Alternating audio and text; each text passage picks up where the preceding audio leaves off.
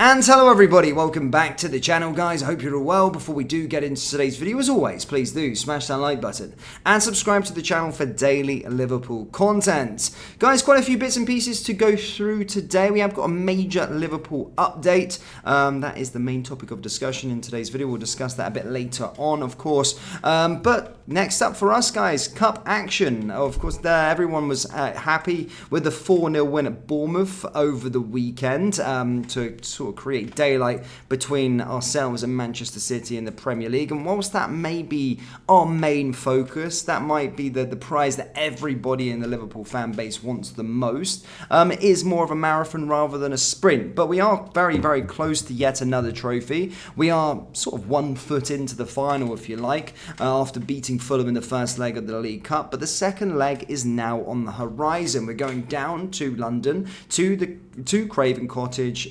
tomorrow to take on Fulham, taking obviously a 2-1 lead down to London. Of course, going to be another difficult game. I do think Fulham have been a very, very good side so far this season. And again, I always feel like I'm doubting us. I feel like I was doubting maybe that we'd get a result against Bournemouth, but we're always coming up with trumps. That's been the sort of moral of the story this season.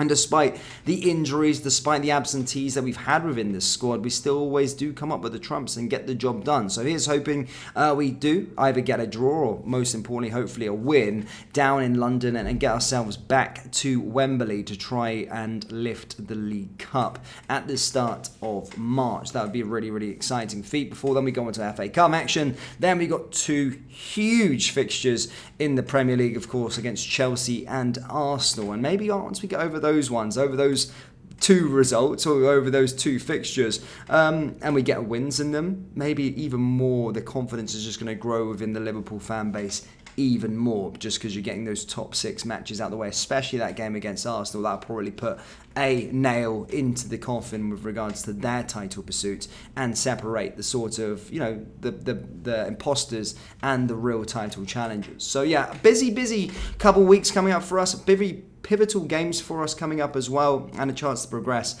in all 4 competitions. So very, very exciting. But there is a major update with regards to one of our players, that of course being Mo Salah. Now, of course, he came off injured, and the sort of initial diagnosis of the player's injury was not so bad. The Egyptian FA came out with a sort of statement stating that, you know, at worst he'll probably be back for the quarterfinals of the AFCON, probably about a 2-week layoff. However, his agent has actually came out and issued an injury update of his own, and stating that the issue is more serious than first thought. Supporters of Egypt in particular have now been dealt with the blow, with Salah's agent Rami Abbas Issa issuing some bad news. Basically, he wrote on Twitter, Mohamed's injury is more serious than first thought, and he will be out for 21 to 28 days, and not 2 games as claimed by the Egyptian FA.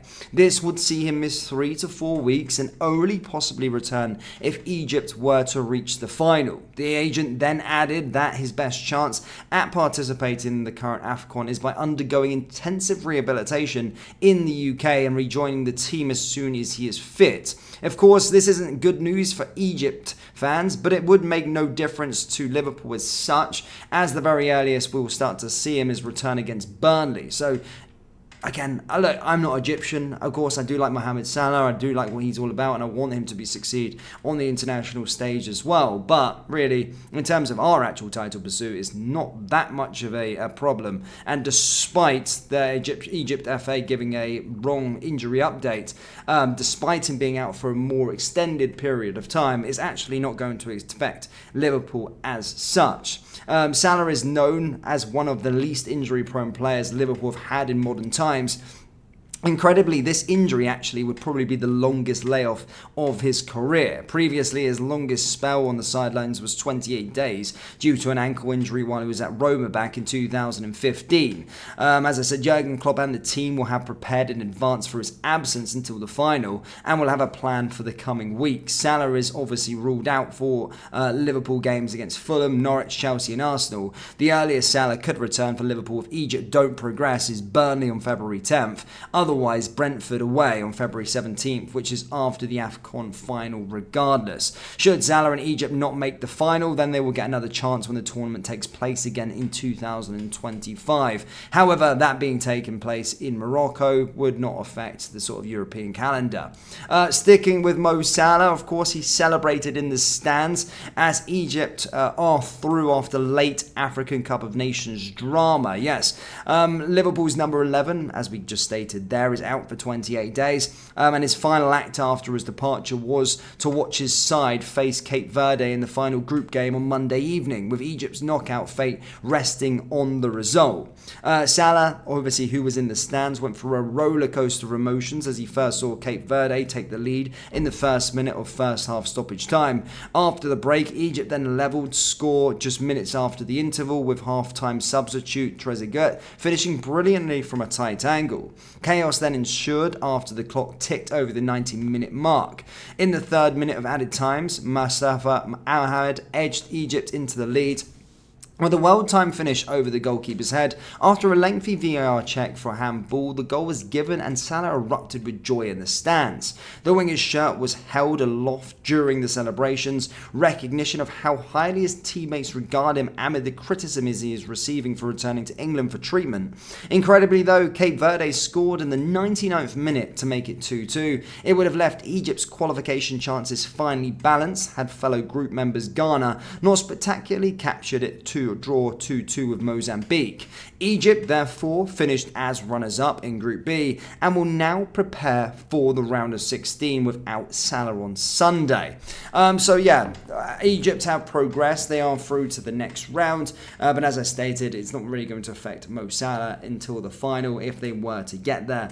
But, if I had to sort of hedge my bets, I probably wouldn't be going with Egypt to get to the final just due to Mo Salah's absence. I think he's crucial member of that team, and without him, I do think that their chances of getting to the final are very, very slim. But who knows? We'll certainly find out and see. But yeah, been a very much a Salah-based video.